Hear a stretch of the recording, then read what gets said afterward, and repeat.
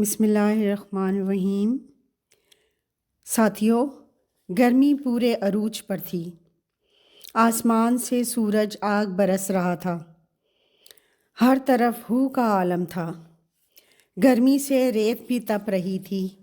لوگ اپنے گھروں میں دب کے بیٹھے تھے۔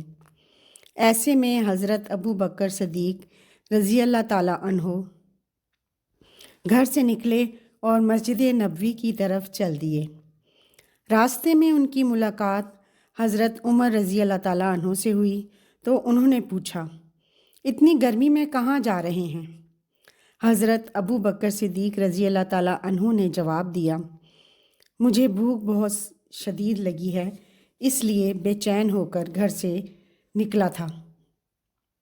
حضرت عمر رضی اللہ تعالیٰ عنہ نے یہ سن کر کہا، اللہ کی قسم میرا بھی ایسا ہی حال ہے، بھوک نے بہت تنگ کر رکھا ہے۔ ابھی وہ باتیں کر رہے تھے کہ اتنے میں رسول اللہ صلی اللہ علیہ وآلہ وسلم بھی وہاں آ گئے۔ آپ صلی اللہ علیہ وآلہ وسلم نے ان دونوں سے پوچھا، کیا بات ہے؟ تم دونوں اس وقت یہاں کیا کر رہے ہو؟ دونوں نے جواب دیا، اے اللہ کے رسول صلی اللہ علیہ وآلہ وسلم، ہمیں بھوک نے بہت پریشان کر رکھا ہے، اس لیے بے چین ہو کر گھر سے نکل آئے ہیں۔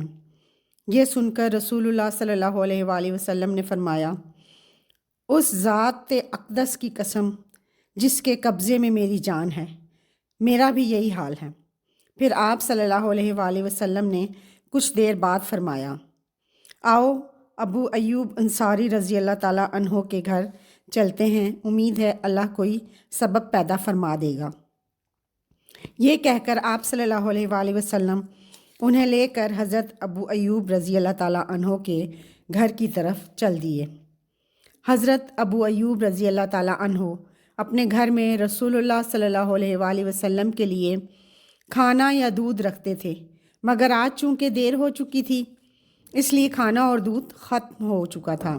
جب آپ صلی اللہ علیہ وآلہ وسلم ان کے گھر پہنچے تو وہ گھر میں نہیں تھے، اپنے کھجوروں کے باغ میں گئے ہوئے تھے۔ جب انہوں نے رسول اللہ صلی اللہ علیہ وآلہ وسلم کی آواز سنی تو دوڑے دوڑے گھر آ گئے۔ رسول اللہ صلی اللہ علیہ وآلہ وسلم کو دیکھتے ہی خوشی سے کھل اٹھے۔ آپ صلی اللہ علیہ وآلہ وسلم اور آپ صلی اللہ علیہ وآلہ وسلم کے ساتھیوں کو بٹھا کر جلدی سے واپس باغ میں گئے اور کچھ خشک اور کچھ پکی ہوئی کھجوریں لے کر حاضر ہوئے اور رسول اللہ صلی اللہ علیہ وآلہ وسلم کی خدمت میں پیش کر دیں۔ رسول اللہ صلی اللہ علیہ وآلہ وسلم نے فرمایا، خشک کھجوریں ہی کافی تھیں۔ انہوں نے کہا، رسول اللہ صلی اللہ علیہ وآلہ وسلم، میں نے سوچا آپ صلی اللہ علیہ وآلہ وسلم دونوں طرح کی کھجوریں کھائیں۔ یہ کہہ کر وہ اٹھے۔